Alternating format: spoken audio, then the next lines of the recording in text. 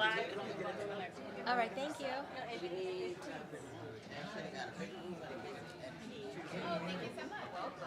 Mucho gusto. Michele Perez. And we didn't formally introduce Michele. Nice to meet you. Saludos.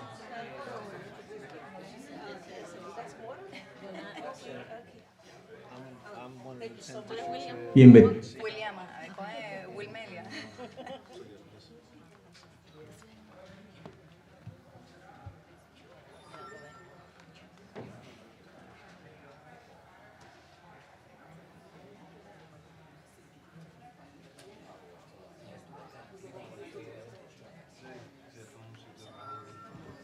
Oh, thank you. Just like the materials put together, a lot of them.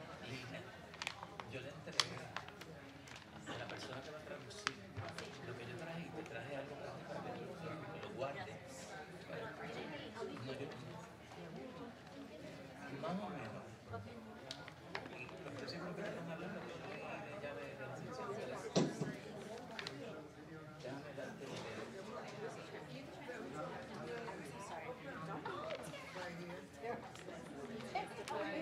This is Brittany. And I wanted to, Comment. My phone isn't working right. My phone. Bienvenidos. Welcome to the Somos 2023 Puerto Rico Conference. I am Johan Quiroz, the Technical Architect for Horizon 3. Together, Buenos with the días, work group bienvenidos a and backed by todos. Advanced Technologies from Horizon 3 and CSC Corporation, we have pioneered an Horizon impactful 3 cyber y resiliency CIC program tailored Corporación, for la corporación underserved CIC, communities. estamos... It is our honor to sponsor Disculpen, Somos se fue el workshop audio. which for the first time ever will be live streamed. This Por- is great for those who can't attend the conference in person or navigate through multiple simultaneous workshops. But don't worry if you miss any. Each workshop will be archived on the Somos website for your convenience. Our cybersecurity program zeroes in on 3 pivotal areas: education, health, and infrastructure. Our goal? To offer a comprehensive solution framework that ensures cyber resiliency through harmony of people, process, and technology. And to make things even better, we have designed a program to be straightforward, actionable, and effective in enhancing security. Our technology partners are Horizon 3, leaders in autonomous penetration testing and cybersecurity validation; CSC WAF Charm, expertise in advanced web application firewall and configuration; NetApp Storage, your shield against ransomware; and Microsoft Azure and AWS for secure infrastructure and streamlined processes. We trust that you will find an immense value in these workshops, each aimed to bolstering and better securing our communities. Kudos to Somos, all attendees and partners for making a difference. Así que gracias a nuestros asistentes y aliados por crear una diferencia. Igual. Hola. Michele Perez. Michele, Adolfo, Carrion. Hola, yo soy Maretzi, del Maretzi. Departamento de la Vivienda, Recuperación de Desastres. Ah, yo soy el comisionado de vivienda ahí en Nueva York. Ah, qué bien. Mira, Ah, muy bien. All right, everyone. How is everybody feeling? Hola, ¿cómo se sienten? ¿Qué tal? So, for anyone wondering, we have live translation Bien, services para happening. los que se estén preguntando, tenemos traducción. And and so it's going to happen not simultaneously to all of us, but do know that si hay alguna persona que solamente habla español y necesita traducciones, están disponibles for anybody who... que habla español. Dígame. Que yo soy el que habla español y estoy en el panel y voy a hablar en español. Perfecto. I'm the one who speaks Spanish, so I'll be in the panel. And we'll have translation happening when he's speaking. So first, welcome everyone. My name's Amanda Septimo. I'm an assemblywoman who represents the South Bronx, the 84th Assembly District. I'm sitting because I want this to very much feel like a conversation. This is an important conversation, and we want the audience to be just as involved as the panelists. And so we're going to keep it feeling like a conversation. And so today we're having a discussion on HUD Section 3 and the power of Section 3 as a tool for economic empowerment for public housing residents, both in Puerto Rico and New York City, 2 of the places in the country with the highest concentrations of public housing. Before I continue, I do want to acknowledge my colleague, Council Member Diana Ayala, who also represents the Bronx and East Harlem. Any other electeds? No, okay. Thank you for being here. Deputy Speaker, you're right. Yes, there's so many illustrious titles to keep up with, but yes, Deputy Speaker, Councilwoman Diana Ayala. So just a brief history. Also, I'm sorry, before I continue, I want to pause and ask everyone to give a massive round of applause to Lee Yambelis, without whom this panel would not be what it is. I know we're in for a treat today. We have an incredible set of panelists, expertise in the room, and Lee has done so much to pull this together. So thank you, Lee. We really appreciate it. So a brief history on Section 3 for anyone who might not know what it is. Section 3 of the Housing and Urban Development Act of 1968 was part of a package of civil rights laws passed to address civil unrest after the murder of Dr. Martin Luther King. And the goal to enact Section 3 was to mitigate the problems of high unemployment, targeting specific economic opportunities generated from HUD's investments in communities across the country. So we know that HUD spends a lot of money. And the point of Section 3 is to make sure that when that money is spent, it's targeted to provide opportunities to local residents within those structures. And this today, as we focus on sort of workforce development and the strategies that we're working on to make sure that we're training today's labor force for tomorrow's work, we're wanting to talk about Section 3 as an opportunity and as a tool to unleash that economic power. Today, our goal is to really talk about how we can build a stronger and more equitable set of communities by using the power of Section 3. And that is really refining the operational perspective of what is meant to be a really great program and has the power to really transform how our communities work from an economic perspective, particularly when you're thinking about public housing. And so I'm going to quickly introduce our panelists, who are all incredibly knowledgeable about Section 3 in one form or another and who have incredible backgrounds. But my introductions of them will be brief because I would spend all day talking about their expertise if I could. But I will be brief so that we can get into the conversation as soon as we can. But I want everyone to know that their complete bios, their complete and very impressive bios, can be found on the QR code found on the Somos and Legal Skills Center websites. And thank you to the Legal Skills Center, who is also a co-sponsor of this panel. Just a bit of housekeeping. Each speaker will have about 5 to 7 minutes to speak, and then we will leave time at the end for questions from the audience. And, you know, for the speakers, I'm excited for you to sort of launch in. We will be keeping track of time just to make sure that we have space for the conversations. You'll get notice when you're at your halfway point and when there's 1 minute left, and then when it's time to wrap up. And any speaker PowerPoint presentations or anything like that can also be found on the Legal Skills Services Center website, as well as the QR code. And so, without further ado, I want to say we have with us William Rodriguez, who's the Secretary of HUD. He is not here yet. No, but I'm representing him. Oh, great. But no worries. My name is Maretzi Diaz. I'm the Disaster Recovery Deputy Secretary for the Department of Housing. Here in Puerto Rico. And I'm here in Puerto Rico. So I'm representing the secretary that he had to attend to another event. Well, thank you for being here. Of course. I'm biased, but I'll always say when we have a woman in place of a man, it doesn't feel like a loss, right? Touche. Sorry, boys. As they say in the Bronx, you go, girl. Yeah, right. Okay, we're also joined by Michele Perez, who's the Assistant Deputy Secretary of the Office of Field and Policy Management from the Housing and Urban Development from HUD headquarters down in D.C. We have Roberto Perez Santoni, a.k.a. Papo Cristian, Puerto Rican-based social justice and public housing advocate, the gentleman who will be speaking in Spanish. Sergio Paneque, who's the Chief Procurement Officer at NYCHA, who's joining us via Zoom today. We have... There he is. It's a great background. We've got Adolfo Carrion, who's the Commissioner of the New York City Housing and Preservation Development, but has done a lot of great work at HUD in the past. And last but not least, we've got Clem Richardson, an award-winning journalist and expert on Section 3. Clem was... Oh, he's in the audience. All right. Well, he's blending in. And I don't. Oh, okay. And we also have Manny Martinez, resident council president for South Jamaica Houses and district chair for the Queens South District Council of Presidents, who's also here. Thank you for being with us. Yes. So a round of applause. And I also have to shout out my public housing residents who are here, made the trip from New York, many of which are from our districts.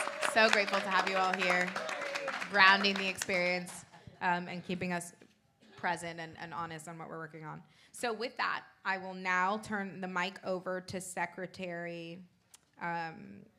No, we're going to turn it over to, yes, housing in Puerto Rico. We'd love to start just kind of hearing about how the experience works here with respect to Section 3. What are the ways that you think operationally it could be improved? And we'll kind of continue from there. Okay, thank you very much. Hello. Thanks for having me representing the Secretary. So a little bit of a background. I'm leading the Disaster Recovery Funding Office in Puerto Rico after Hurricanes Irma and Maria. Puerto Rico was devastated. But we received an amount of funding that it's being managed at the Department of Housing of Puerto Rico, where we have an office dedicated specifically to Section 3 to educate not only the general public, but our contractors. You can imagine we are managing over $20 billion in disaster recovery funds. So there's a lot of contractors working out there that need to comply with Section 3. So we are educating contractors, we are educating general public, and we have different programs that those Section 3 profile participants can benefit of. So we've had over almost 7,000 events on education for Section 3. On our platform, we have those templates so people can go. It's very user-friendly, so people can go and auto-certify themselves as Section 3. And we also educate them on the other programs that we have that, of course, are focused on low to moderate income participants so they can also benefit. So what we are looking for is to educate and have people know and understand that Section 3 exists and the benefits of it, having them certified, and then if they're not trained, if they have no jobs, we can guide them into workforce training programs that we have, which are, free of cost. And then we connect them with our contractors that, of course, they need to comply with Section 3. So it's a double whammy there. It's a win-win situation. There's a lot of work still to be done because we know that there's still a lot of people that don't know about Section 3. But there's a huge benefit. And I'm super proud to say that 40% of my team, and we are almost 500 employees in the office that I'm leading, are Section 3 participants. So many of them are being certified, of course, they have a job, and many of them are also benefiting from a very important program, which is the Home Buyer Assistance Program, where we are giving grants up to $60,000 for the closing and the down payment. So I have people that didn't have a job that now are certified under Section 3. Now they have a trade, they have a job, and they are getting their homes. They're getting benefits on this program and having their own homes. I'm super proud of being able to make that difference in Puerto Rico. And of course, my team that has done a great job.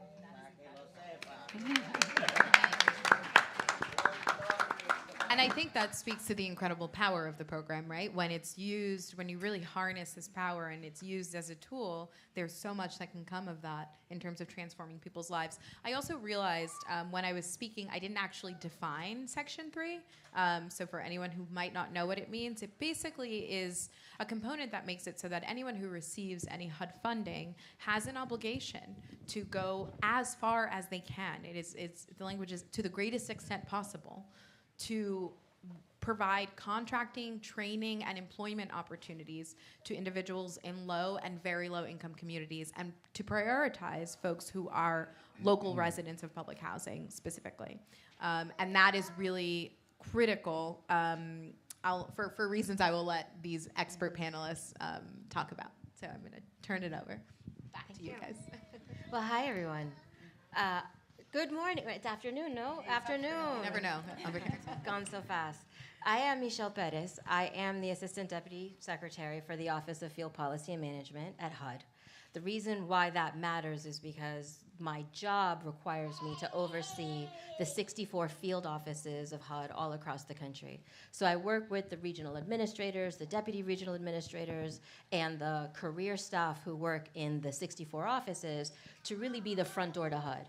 Because generally, HUD, there are very few indoors that you can knock on and know how to walk in through the door. If you have a fair housing complaint, you can call FHEO, the Office of Fair Housing and Equal Opportunity. If you have concern about an FHA mortgage, you can call the FHA Resource Center.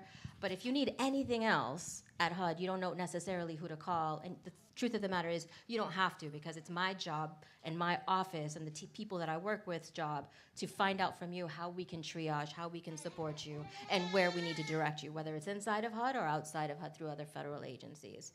My background, I think, is worth noting. I actually have about 24 years of civil service in the government. So it means that this is my first go-round as a political appointee. I've never before been a political appointee, so I'm an interesting unicorn, I think, a little bit, because I know where government has worked, where it has not worked, where it can bend, where if you bend too much, it might break. And I've worked starting in 1999 in the Clinton administration is when I met that guy over there, Henry Comas. So I've come into government with an idea of how do we make it work for community? How do we make it more accessible? How do we make it more equitable? I'm from Miami, Florida. My mom's from Haiti. My dad's from El Salvador, and that has a very personal meaning in the work that I do here. I see Haiti's in the house. What? Okay. So I'm starting this condensed conversation to invite a discussion around several principles of why I joined the political administration. That, I think, has to center this conversation. On the first day of President Biden's, the day after inauguration, he issued an executive order that's maybe not commonly known, but I want to read to you the name of it because it's actually very relevant to this conversation. It was an executive order specifically to HUD, and the name of it was Redressing Our Nation's and the Federal Government's History of Discriminatory Housing Practices and Policies. On day one, there was acknowledgement and a recognition, the fact that the federal government was complicit in many of the discriminatory and racist policies that created a situation that we're in today, which is what then makes the Section 3 program so critical, so necessary, so important. I am leading the agency in drafting and submitting an equity action plan. There was the first executive order issued, now a second. You'll hear more about that in the coming months ahead when all of the federal government agencies were in fact asked to develop an equity action plan and specific metrics and outcomes to track performance against it. Because it's not just in name only, it's something that we have to be transparent and honest about what we're doing and in what ways we're moving the ball forward and where we're not. December of 2021, President Biden issued another order, and this one spoke to me personally. In it, the government must be accountable for designing and delivering services with a focus on the actual experiences of the people whom it is meant to serve. And I think that's another relative connection to the Section 3 program.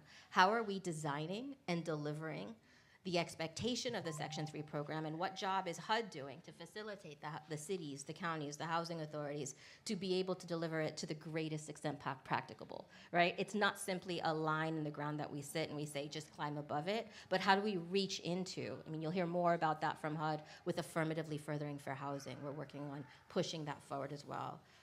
You'll see this element of our programs, Justice 40 in the Inflation Reduction Act, Infrastructure Investment and Jobs Act, and Bipartisan Infrastructure Law.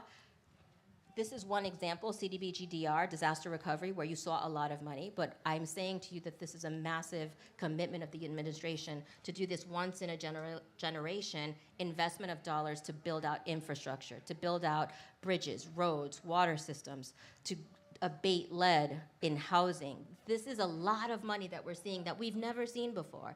And how do we capitalize on it? And what we've seen already, many researchers have said that today, if we were to try to spend all the money with all this funding made available, we would not have enough workers to be able to accomplish the mission of this. Again, another compelling reason why Section 3 matters.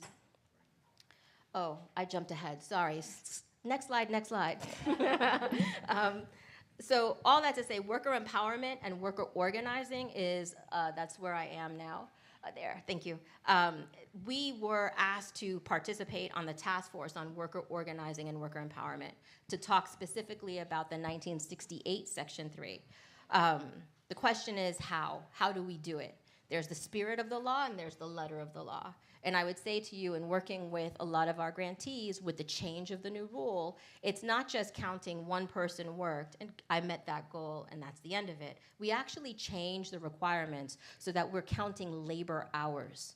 Labor hours, which speaks to more than just saying I hired someone to clean up a site one day and I don't need to hire them anymore, but how am I growing up to 25% or more of the workforce to contribute to those labor hours. This is a whole new way of thinking, and I'll tell you honestly that this was a major change in response to community input, worker advocates input, that it was insufficient to simply count the number of people. We needed to count the number of hours, which is not so different than the way we administer the Davis-Bacon program, which enforces the payment of fair wages.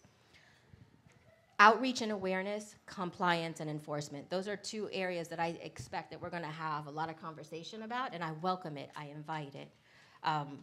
I am working with the field offices, with advocates and allies. We're asking state job training programs, Section 3 businesses we've had, and residents. We've been working with the National Low Income Housing Coalition, with the National Tenants Association to say, what can you tell us about Section 3? Secretary Fudge has been on record saying, I want to hear from you about how it's working and how it's not working, and she's charged my office and the leadership of my office around the country to have these conversations so we can think through what works, what doesn't work, and in fact what the challenges are.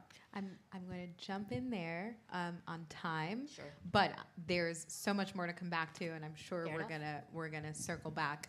And I'm going to continue down the line. Adolfo, you're next in the hot seat. Okay, thank you. Thank you, Assembly Member. Again, my name is Adolfo Carrion. I'm the Commissioner of Housing for New York City. All of this stuff sounds so familiar to me from my many roles that I've played over the years, and I'm encouraged to hear Michele sort of very clearly, lucidly, and intelligently breaking it down for us, because I have to tell you, for me, if we were to reduce this conversation to kind of very basic English, what we have here is a failure to communicate. There is a minority of a minority of a minority of a minority of people who know what the hell Section 3 even means. It's government speak, not English. And so part of the tall task we have is to take all of this stuff and break it down. We have a similar issue in New York City where I'll bring up this local state law, 421A. Like, you know, insider talk. Nobody knows what the hell it means on the street, right? Every elected official knows what it means. Every developer knows what it means. A few advocates know what it means. But for the most part, it's not even in the English language. It's just 3 numbers and a letter. And people parade around talking about it. So we have a branding problem that I think we need to address right away.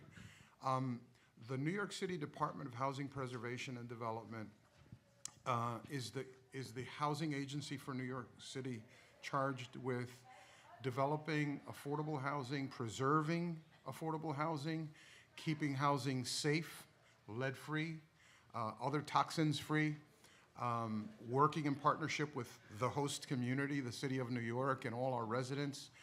And a lot of people don't know this, that 80%, more than 80% of our budget is from the federal government, from, in particular, HUD.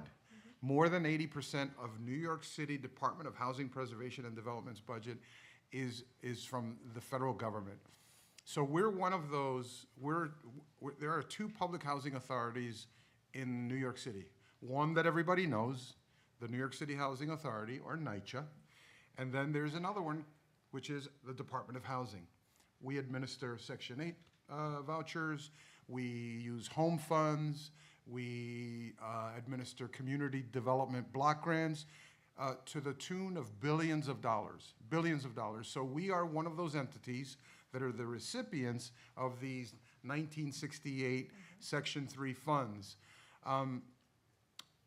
The easier side of our work is on the new construction side, because it's a lot of money, so we don't have to worry about that $200,000 minimum threshold of receiving funds. So that we've been able to oversee the development and maintenance of hundreds of jobs. Every year, there's a few hundred extra jobs. The last cycle was 233. The cycle before that was 160 jobs. The cycle before that was 183 jobs. Still not enough, because it's not enough of a share of the development that's taking place. Where we have difficulty is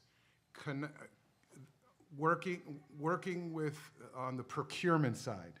These are the goods and services that we consume as an agency, the contractors that we hire.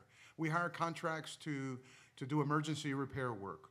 There's some developers here and builders and other folks who know about this stuff. We have contractors that we send into buildings to remove lead and abate lead. And these are contracts that are relatively small. So we want to work in a better way with HUD to figure out, might we want to lower that threshold of a couple of $100,000 to maybe 100 or 50? Because we have a lot of our Section 3 businesses, low-income business owners that can't take advantage of this program. So we have that disconnect, and then we have the disconnect of people just not knowing that this is available, where to get it. So what I say on behalf of New York City and on behalf of HPD, the Housing Preservation and Development, is we want to expand the education portion of this. Yeah. We're a willing partner to tell the story that this is available and people need to take advantage of it, so we can hear that story that we hear from Puerto Rico, where somebody gets training, gets a job, secures a career, borrows money and buys a home, and jettisons their family, or launches their family, I should say, launches their family into a successful future. That's what we should really be all about. So, amen. Looking forward. Amen. Thank you for that. We're going to continue down the line. Manny, please take it away. Yes. Good afternoon. My name is Manny Martinez. I'm the resident council president in Queens. I'm also the district chair for the Queens South CCOP district. CCOP is a jurisdiction-wide resident council, which means it's the collaboration of resident councils who come together to then discuss and put input into housing policy for the housing authority. Housing policy that also includes Section 3 and how that is supposed to apply and best benefit our 330,000 population of residents that we represent. We have some significant issues with that. Now, New York City Housing Authority is the largest housing authority in the Western Hemisphere, which means Canada, United States, and Mexico. And so the amount of funds that this particular entity has and the amount of redistribution that they engage in, it's complete opposite. So there's a New York City comptroller who did an audit on NYCHA who identified that between 2010 and 2020, NYCHA expended $19.8 billion in contracts. Not every contract is a Section 3 contract. Most are. But even if we were to cut that in half, 50% of that, $10 billion, would mean that under Part 135, before the changes were made, there was a 10% mandate for Section 3 business concerns to be given 10% of the contract value in subcontracting. NYCHA did 0%. So that means that in that decade, we lost $1 billion in business development equity that would have changed the face of the New York City Housing Authority. We're looking at a big dichotomy in these entities, where you have the policy side, and then you also have the administrative side, where they're starting to re-legislate through administrative bureaucracy, where they are starting to block you and neglect you and forget that you exist based off of some policy that doesn't exist. And because we don't have the access, not even at the jurisdiction-wide level, to talk to HUD outside of the administrative part, because we get caught up, even now, we're caught up in the administrative part of HUD that does not allow for our complaints to be heard. We have been muted. And so when they say that NYCHA is failing with all of this money, despite the administrative executives earning 40% of the salary out of $1.4 billion a year that they pay in salaries to their 10,000 staff, this executive bloated staff who keep adding on positions that do nothing at 6 figures, and it's weighing heavy. And so now we have an opportunity, despite the federal cuts that's happening at Section 9, which is what public housing is, which they fund operations and capital, in the tune of us being collaborative partners so that we can be able to take over, do resident management, and be partners and do things to redistribute, where our rent would be more than sufficient to account for the deficiency in HUD funding. Where in 2018, at, I believe, roughly 50% or 60% rent collection at an average of $500, close to $600 in rent, there was $1 billion that was collected in that year. And that can be evidenced in the council records. If we were to do a flat rent goal of 40%, meaning that 40% of the households are paying flat rent, we wouldn't need federal funding, and we would have the protections of Section 9, moderate income, which is the only middle-class income protections that our Black and Hispanic communities have in any city. And so what we need to do now, because they say that, I've heard this saying, and I think it's wrong when they say knowledge is power. The proper application of knowledge is power. We have to understand what our rights are, what they say, who is in front of us, and be able to engage. I want you to remember that the only reason that we have Section 3 now is because after they killed the Honorable Reverend Dr. Martin Luther King, we burnt down 150 cities. The only reason we have Section 9 the way it is now, because back in 1969, we didn't have 25% of the subsidy, now it's 30, right? They were abusing, they were charging, housing authorities were charging more rent to the households than they were receiving. They would get $120 in welfare and charging them $160. So they went on a 9-month rent strike and got Section 9, the Section 9 that we have today. So we need to understand our path, our past, so that we can see the path forward. This is ours. Section 3 was earned. We spoke, they responded, and now they're trying to re-legislate through administration and not give us a penny. I'm going to stop you there. Thank you. He's preaching. I didn't want to jump in there. I thought I had 7 minutes. I still got 1:30.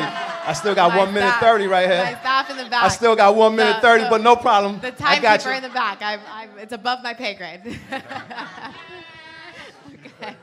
The timekeeper back there. Okay.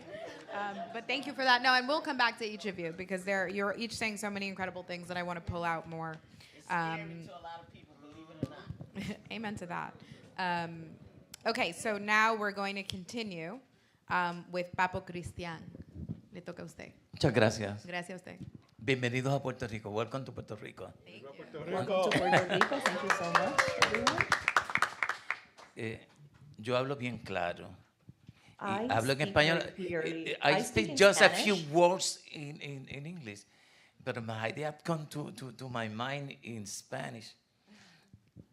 And I wrote escribí esto para no perder la línea y le agradezco a usted, señora Séptimo, y a Lilian, aunque ahorita tenía un poquito de coraje en términos de la organización, y lo tengo que decir, porque yo no escondo mis sentimientos ni mis emociones. Hay que ser honesto, claro y transparente. Y les paso a ustedes algo, si están trasladando ahí, la existencia de los departamentos de la vivienda estatal y federal se deben a que nosotros existimos. Ellos existen porque nosotros existimos. Y están ahí para trabajar para nosotros. Y trabajar en armonía y en paz.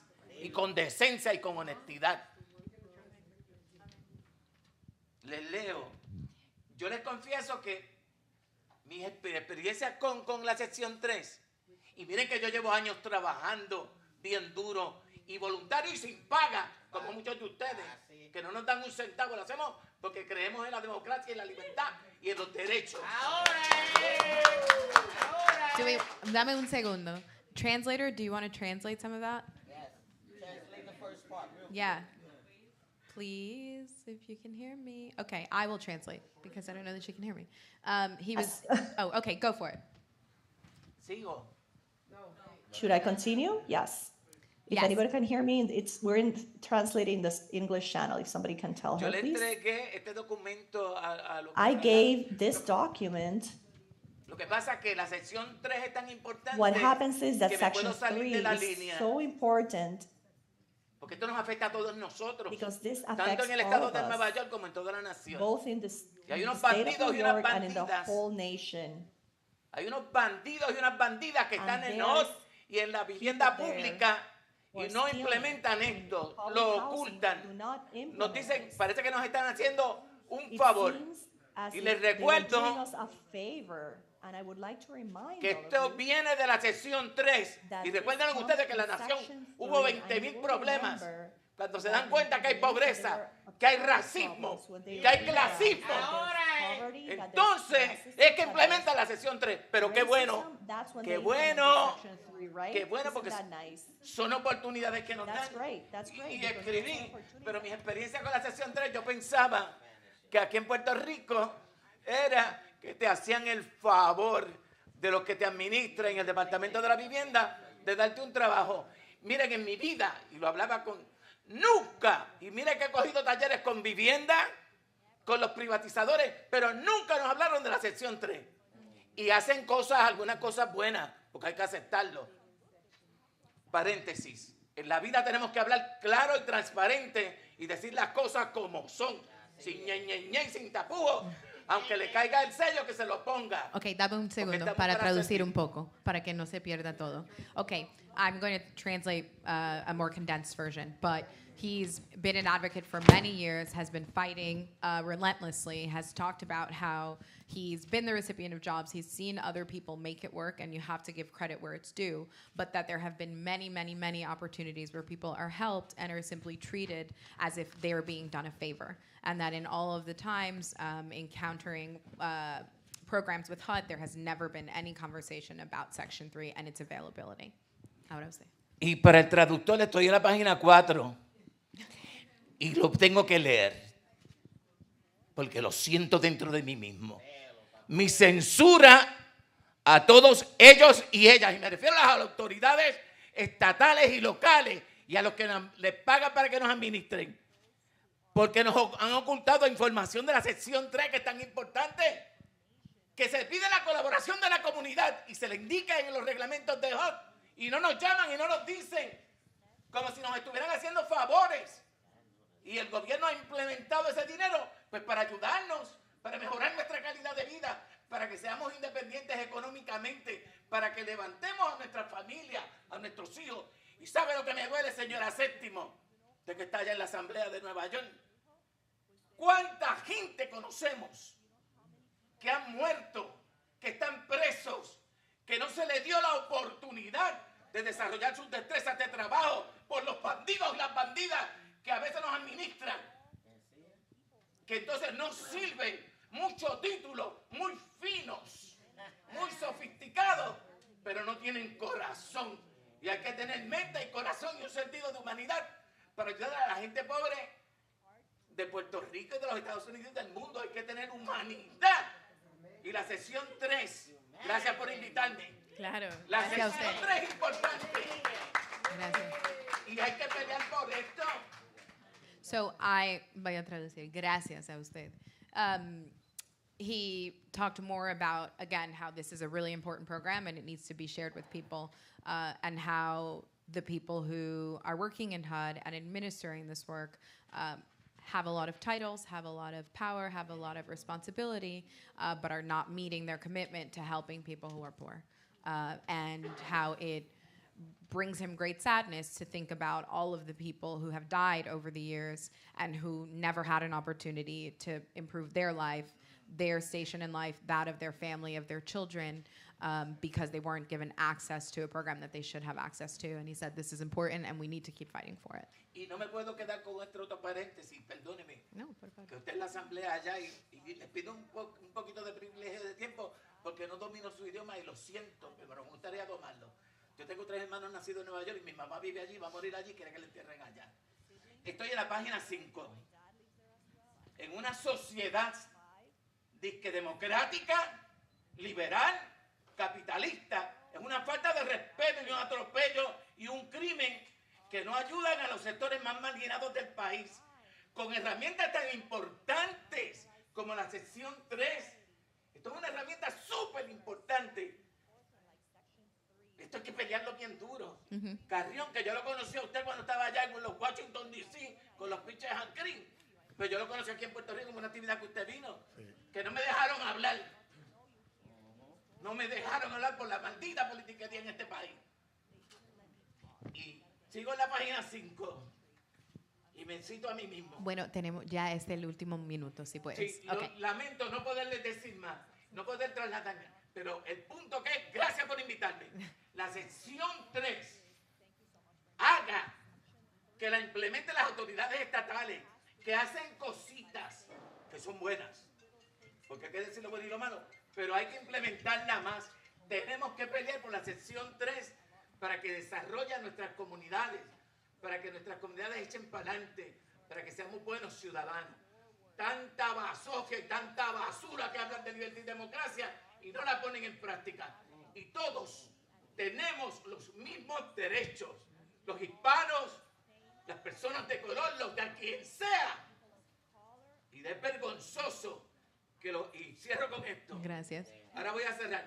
Que los oficiales de HUD en Puerto Rico y los mismos del Departamento de la Vivienda hacen unas actitudes pusilánimes y cobardes para ejercer su función. Metan mano y levanten a la comunidad. Gracias. The final bit was more about needing to protect and grow Section 3 and really urging our administrators who are working in HUD, in Puerto Rico, in D.C., to really get in there and be brave and have courage to bring this program to the heights that it could reach. Y permiso, perdóneme, un último comentario. Aquí hay un anuncio en Puerto Rico. Para que, yo me tengo que, tenemos que ya. Lean el reglamento. Okay, read the rules. Read it. El reglamento. Ustedes y los que quieren aplicarlo también para que aprendamos a defendernos. Okay, saying read the rules so we can all be informed all the time. Okay, and now I'm going to turn it over to Sergio from NYCHA. That's a hard act to follow, Sergio, but good luck.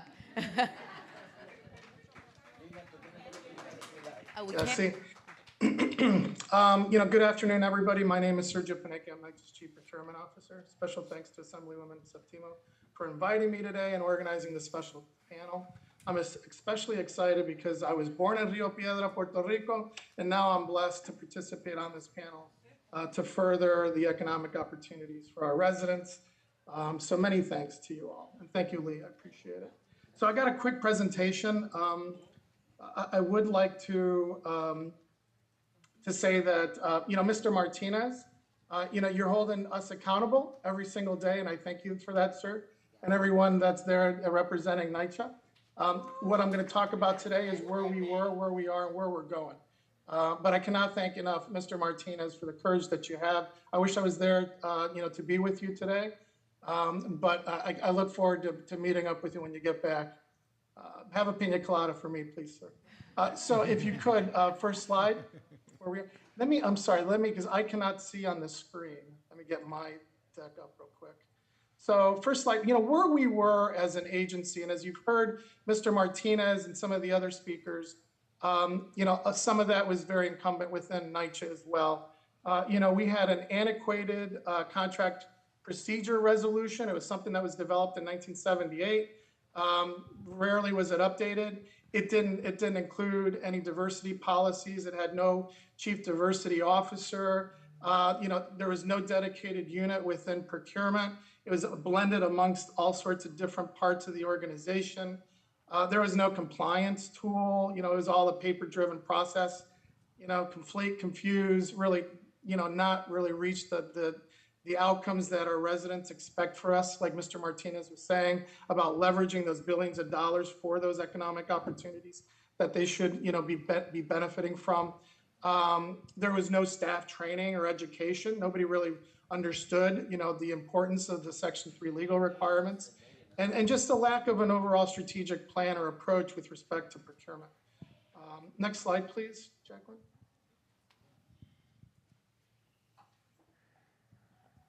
I have to change my slides, I apologize. And then where are we now? We have a new procurement policy manual. It's written in plain English so that staff at NYCHA can understand exactly what's expected of them. That was originally released in 2021. It codified the S3BC and MWBE first policy for procurements under the simplified acquisition threshold. In other words, under 250,000, we could solicit directly to S3BCs first, and then obviously MWBEs, in order to really target that pool for those opportunities. Now we have a dedicated diversity program section within that PPM. And we also codified, even though it existed in law, and it speaks to what a number of people have said here, there was a section of the law that wasn't even within the procurement manual, in particular with 963.10, that solicits contracts directly to resident-owned businesses up to $1 million. We have to grow that potential. So we codified that within the PPM. We appointed a CDO, and we have a distinct vendor diversity unit now within procurement to drive this change and this socialization. We have a dedicated diversity page on NYCHA's website, and obviously the inclusion of diversity criteria within RFP solicitations, 10% of which is important to that. And then now we're also launching, or we've launched eComply, which is a vendor diversity and labor compliance tool to make sure that we're capturing those requirements from solicitation through contract admin and compliance so that we get those promises that are incumbent in the law.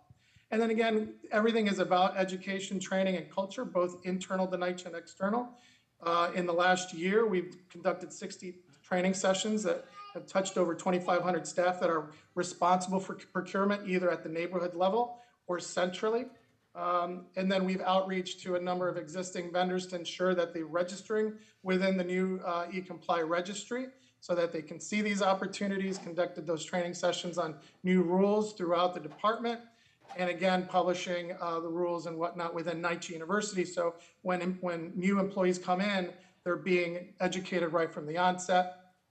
And then we had our first hosted our speed networking event where we brought S3BCs together with our neighborhood administrators and those folks that are making many of those micro and small opportunities available to them at the point of the development. Next slide, please. We're also furthering our OEO, other economic opportunities.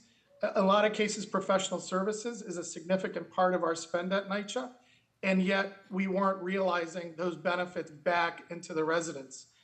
So we're amping up those OEO opportunities, and then further developing our REASE programs, in particular our Construction Business Pathways program, which I'll talk about in a second, in order to really create more Section 3 opportunities and businesses within NYCHA. Next slide. So going forward, there was a segment Entonces, en el futuro tenemos unas secciones de la ley pública de Estados Unidos y CFR. We're gonna lower the translation. Thank you. Do I still have time, Assemblywoman? I'm sorry. No, please continue. I do. Okay, thank you. Thank you. Got about a minute. Slide. Okay, good. So, in particular around PQLs, because there's a lot of restrictions for NYCHA that used to be a bit of an excuse around the sealed bids around Descartes. Mr. Martinez, you know this to be correct. Demolition, excavation, construction, alteration, and renovation. All those things would need to be by sealed bids. But to the extent that we can use PQLs on the front end and pre-qualify vendors, be able to create micro pools with MWBEs and Section 3s, start to geographically manage how we're awarding contracts by the neighborhood, by the development. That's where we bring opportunities down to those dollars that will really make an impact. And also, again, use 963.10 more effectively. Furthering compliance and responsibility enforcement, not only the tool itself, but actually the terms and conditions on our contracts, and if a firm fails to meet those expectations, how does it have an impact on the responsibility determination? So not only can they not do business further with NYCHA, but it would have an impact to them doing business with any government. So that really is the teeth around the program. Peer agency reviews, taking a tiered approach to a mentorship program where we can grow using those PQLs, using those micro capabilities, and grow Section 3 businesses from the training programs all the way through to hopefully creating multi-million-dollar businesses. And then the last thing is, because I think it's important now that we have the trust and pact, is continuing to engage with the trust, ensure that they're building a Section 3 and engineering a new Section 3 requirement at the point of solicitation, at the point of contract, and at the point of fulfilling those requirements. And given that the trust is a blank slate, it really gives a tremendous opportunity to also continue to further and advance economic opportunities for our residents. Thank you so Very much, passionate Sergio. about that. Thank you, Assemblywoman. Thank I really you. appreciate it. And we're going to sort of get to audience questions in just a minute. NYCHA just spoke at length about some of the sort of technical changes and the frameworks that have happened to their operations, but I'd love to ask our panelists here. We know that Lee is signaling something to me. Yeah. Clem is all the way back there. You're okay.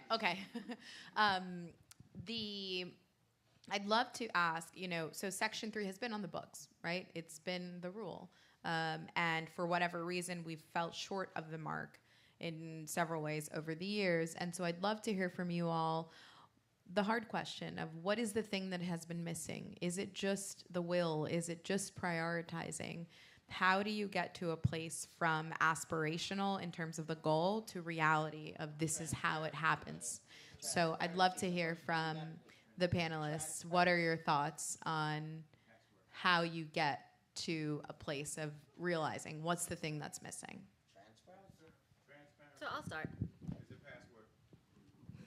I agree. Transparency. I also think transparency at the right time matters, because transparency at the back end of a project, after a project is already completed, and then you've identified that there hasn't been the benchmark met, that there hasn't been the kind of movement that you expect to see, is probably too late. And so part of the conversation we want to start having in terms of what's different today, because I acknowledge and I respect the fact that something must be different today. I also acknowledge and I appreciate the fact that that's why I'm here.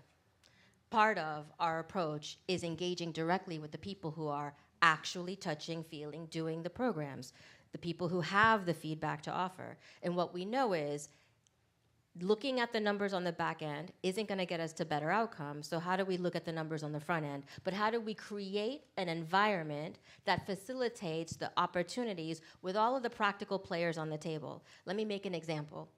HUD didn't get very much money from IRA, Bill, IJA, all those Build Back Better programs. We were fighting. The secretary was prone to say, housing is infrastructure, but we didn't get money. The powers that be in Congress made other decisions. Nonetheless, if all these other people got money, if Department of Transportation, Department of Energy got all this money to do all this work, how are we, as the Deputy Secretary says often, getting access to other people's money that directly benefit the constituencies that we all mutually serve? I'll give you an example specifically. Department of Labor has a whole bunch of money with respect to infrastructure, roads. What they also require, which is also not commonly known, is the fact that for many of their programs, there are local hire requirements. So partnering with the Department of Transportation at the regional level, at the local office level, that's the expectation, the accountability that I have of every one of my 64 field office directors to get to know your DOT counterpart and get a listing of all of the projects and all of the investments so that when we talk to community, we can say, and here they are.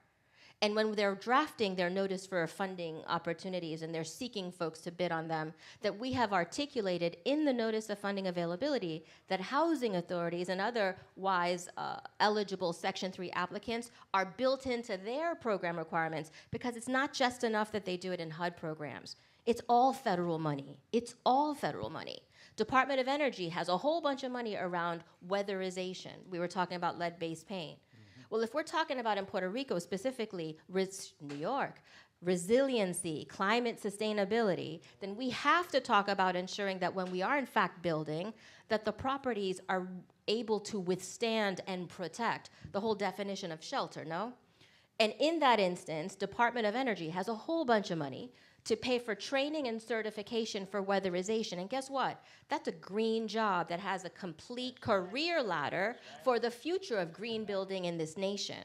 We are partnering with the Department of Energy. Last year, 5 locations in a pilot. We're going to do 25 this year across the country to identify housing authorities and Jobs Plus programs where we just simply line up the who wants a green job, and we get the money from the community action agencies. They're paid for training, and then they're placed in a job. The same thing we're doing with lead-based paint abatement. I'll tell you this, last point. Lead-based paint abatement. We found a concern in the Office of, I always get this name wrong, Lead Hazard Control in Healthy Homes is the name of the office at HUD. And because of the pandemic, there was a whole bunch of money on the table that potentially could have been returned to the Treasury because they didn't find enough vendors and contractors to contract with. That's not acceptable, because for every dollar in that program, that is a unit, a housing unit of a family that needs lead-based paint abated. And so we did training, education, and outreach locally across the country that identifies how to train. EPA has the money. I'm telling you right now, EPA has the money. How do we identify where the money is, where the training certification is, and how do we matchmake? And yes, we did that. We actually invited all of the vendors who got the certification and trained the workers to the community for them to talk, right? We're not telling them how to contract, that's within local control, but we are saying here's a pool of eligible contractors to be able to do work that we know you need help with.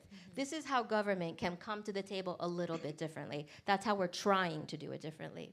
Thank you. I want to hear more on that from other panelists as well. So that was wonderful. But I really briefly want to acknowledge that we've been joined by Assemblymember Harvey Epstein from Manhattan, who does incredible work in advocacy for public housing. Thank you for being here, Harvey. And so I'd love to hear from other panelists' thoughts on how do we do better, what's missing.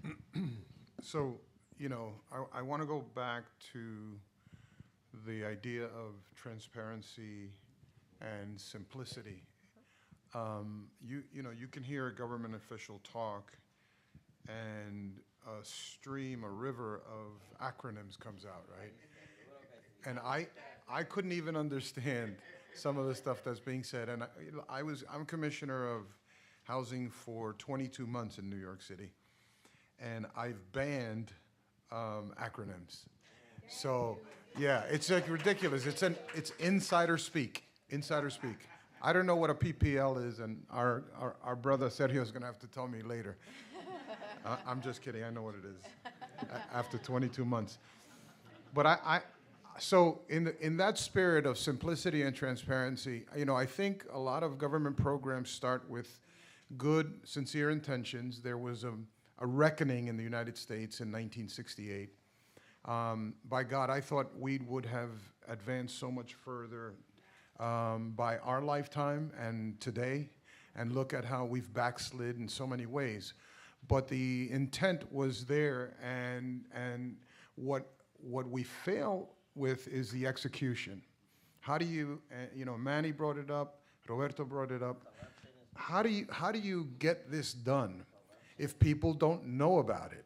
If people don't know about the opportunity? If they do have knowledge of the opportunity, but we make it very difficult and convoluted and complicated to do business with us. So I have a to-do list that I want to share real quick with our partners. And you all know I worked at HUD too as regional administrator, so It's for my former colleagues. HUD should expand support for the participants to easily identify and contract with Section 3 businesses and workers. And I know Sister Michele talked a little bit about efforts in that regard. HUD should expand the registry to include businesses and workers. I want to just point out one more thing. We should fund Section 3 workforce readiness and support programs to make workers employment ready. You know, we can tell people about the opportunity, but if they're not ready to seize it, they're not going to catch it. So, and it's true of the small business. You know, there are Section 3 businesses that we say we want to engage with, but it is so difficult for them to comply, to monitor, to report. They don't have the, you know, the capacity, the infrastructure. We need to make it easy to do business with us. If I just want, if you take away anything that Adolfo said today, was transparency, education, keep it simple, make it user-friendly, customer-friendly. Yes, you're right. You're right. Public housing authorities would not exist without the tenants. Yeah. Amen to that. So that's who we work for, and that's how it should be. Okay. I would love to open it to questions in the audience now. Sure. We've got one. And if you could just tell us your name, where you're from.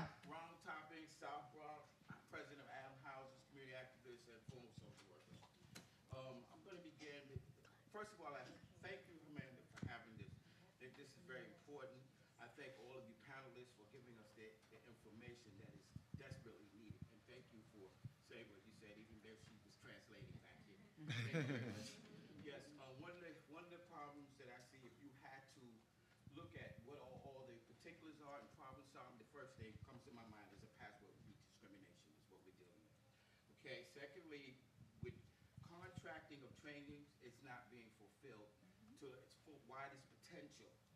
You have the policies that are already written in the books, but it's not being followed. We are the IG's investigators. That's what we need. We also need to stop this PLA that actually affects us, which also is another form of discrimination, to keep us out. If you don't educate the community perishes. Tell them what a PLA is. It's another acronym. Yeah. Project Lead. And I'm sorry about the acronym. Yeah, I got you. So let me just distract that. PLA is the Project Labor Agreement. And a lot of mayors have also incorporated that, which actually gives the other people a chance to work and not keep out the residents. The businesses portions of the NYCHA residents should be a part of this, as well as residents who are not. But what I say to HUD, rather than just saying an upgrade and a revisal, because you know how long ago things were put back in the book, we need to take a look at doing something like A. Philip Randolph said, is at a banquet, there are no reserved seats. But what we need to do is take what we can, get what we want, and hold on to it, and you can't do that unless you're organized. So that is the way we bring this back together. We reach out to all communities and make sure that people understand. Just because you speak a different language does not mean you don't have the same need or the understanding. The only way we make this thing spend is we pull it together and organize. The power is not in the money in the capitalistic society that we live. It's in the people. Amen. All right. I want to give Clem an opportunity to come up and say something. He's okay. He's going to project. One thing I've studied. It's all right. It's all right. Go for it. Is that we have people on Zoom. It's going to take me a while to get around these. Yeah, it's all right. Just go for it. We got a couple minutes left. The reality is studying this Section 3 for last year, looking at reading documents, talking to people. Listen, this is tax dollars. These are tax dollars. These are your money. This is your money. This is your money. You should make sure it's spent properly. Don't leave this room and forget Section 3. How different would New York look right now if that $1 billion in the last 10 years had gone to pay somebody $25 an hour to paint, to learn how to paint, to learn how to be an electrician? How different would these kids' lives be because their parents are working? How different would the schools of those communities be because they had parents who had money, who were going to be more comfortable, more refined, yet had an opportunity to be more and give more to their kids. New York is where it is today because, in part, because this money wasn't spent the way it should. Please pay attention. Please go back to your respective communities and make sure, talk to your politicians about Section 3. Help them change what we need to get this done and get more people working. Please.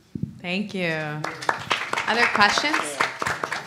Just to piggyback on that, our president right now is struggling with black people and Latinos. He's going to be coming wherever we are to ask for our vote. Now is the time to leverage our electeds, who he's going to come to say, I need your support, to say, if you want my support, you need to enforce Section 3, properly fund it, etc. So that now is the time to really think about the larger political atmosphere on how we can get the federal government to move on this versus our state government. Sure, thank you. Any questions? Burning questions? I'm going to go back in the back here. Question? Yes, excellent panel. Thank you. I'm a proud resident, or former resident of Public Housing, Santoni projects in the Bronx. Great. But I wanted to say, with regard to the equity plan from HUD, that's going to be a key document. I agree. You have so much of a burden to execute.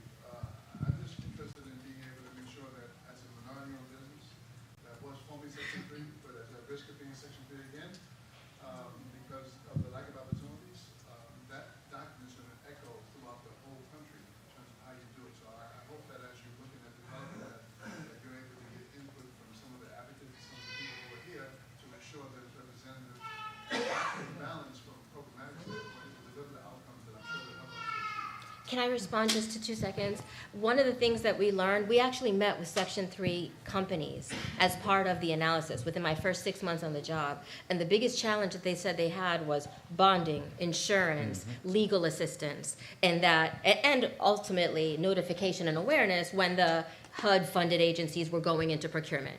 Those are two different issues. The first one, though, bonding, insurance, capital investment, HUD's not an expert in that. We can't provide you support. But you know who is? The SBA. You know who is? The Minority Business Development Administration over at the U.S. Department of Commerce. And so we are currently in the midst of their equity action plan and our action plan, identifying what is the strategy that are we going to use to bring the resources to bear from the MBDA, Minority Business Development Administration, and the Small Business Administration, so that the Section 3 businesses or future businesses can access it. My dream of what this could be, which is what we built in the first equity plan, which is available online at hud.gov/equity, is that the Section 3 business comes to a point where it becomes an 8A business, which it actually can compete for government contracts, not just housing authority contracts. We're treating this as if it's not part of a larger pipeline. There is a potential trajectory that if we do this right, we can capitalize on the momentum. So I appreciate your feedback. When we do it right, not if. Oh, did I say that? No. I take it back. I take it back if that's what came out of my mouth. Do you want to go ahead with your question? Sure. I think that when we talk about Section 3, my name is Carmen Quinones, and I'm the president of Douglas Houses. And I have done more OSHA classes, safety classes, and gotten a lot of my young residents to work. But I think what we need to look at is Section 3 to bring it where you got to meet us halfway, especially in housing. Them kids will not go from one development to another development. We got issues. So in order for y'all to meet us, right, you got to bring it to us, right? I have to take my TPA funds and pay for that. Before even Reese came out, I started that.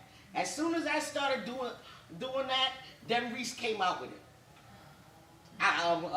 OSHA 30 and all that.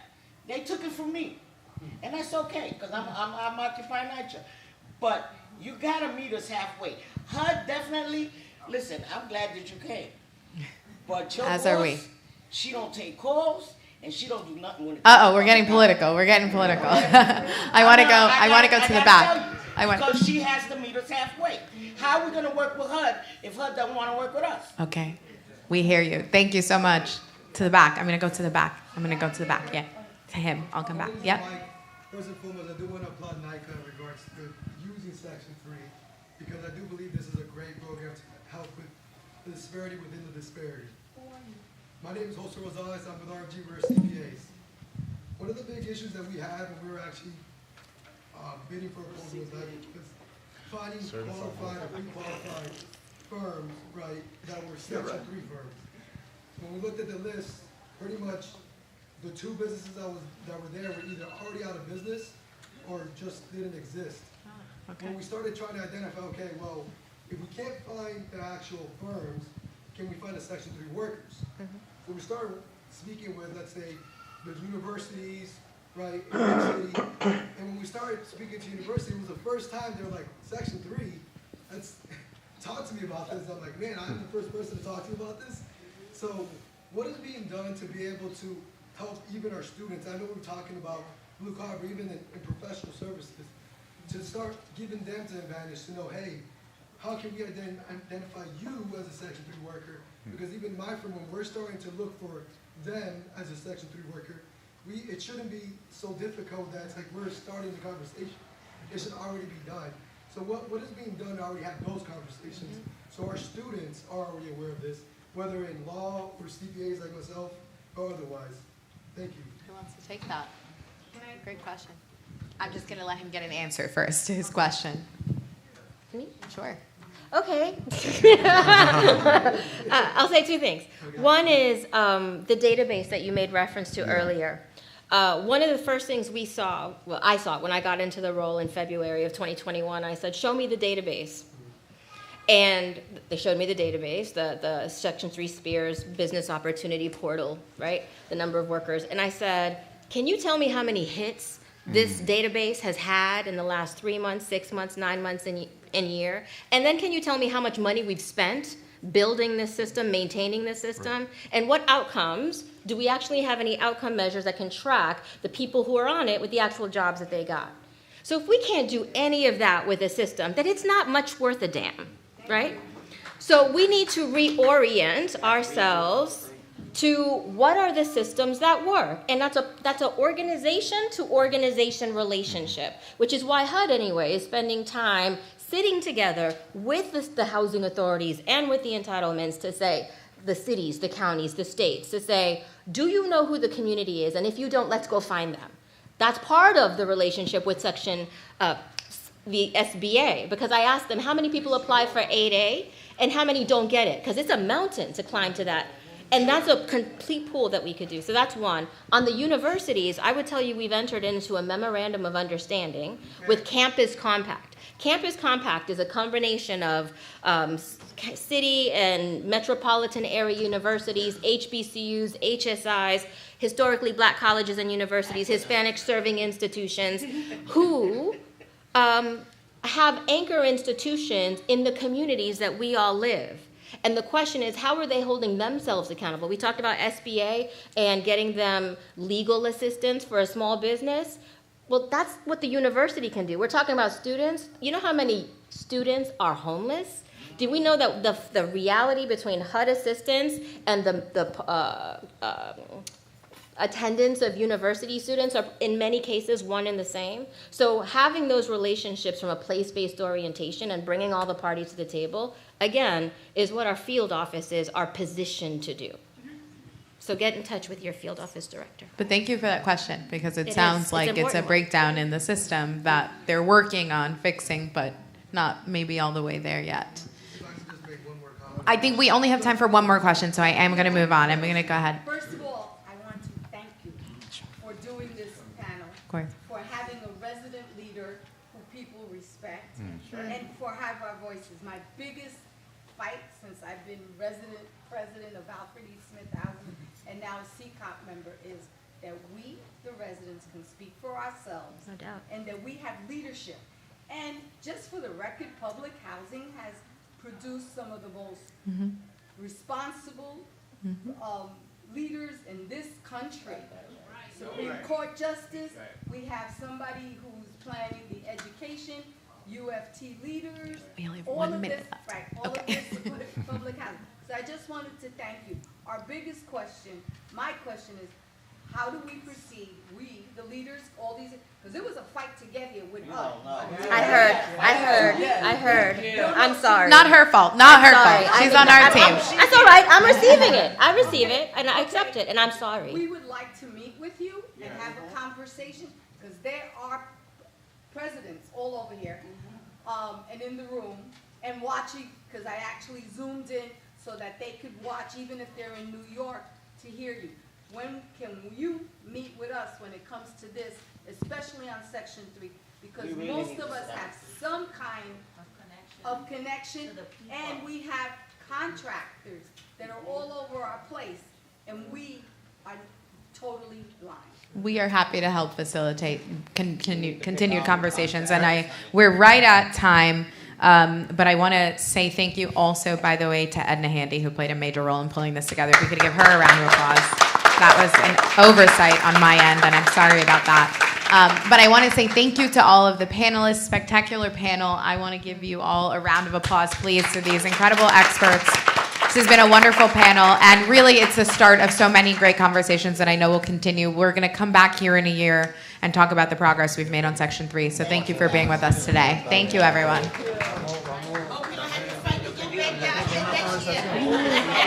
Not on my watch. Not on my watch.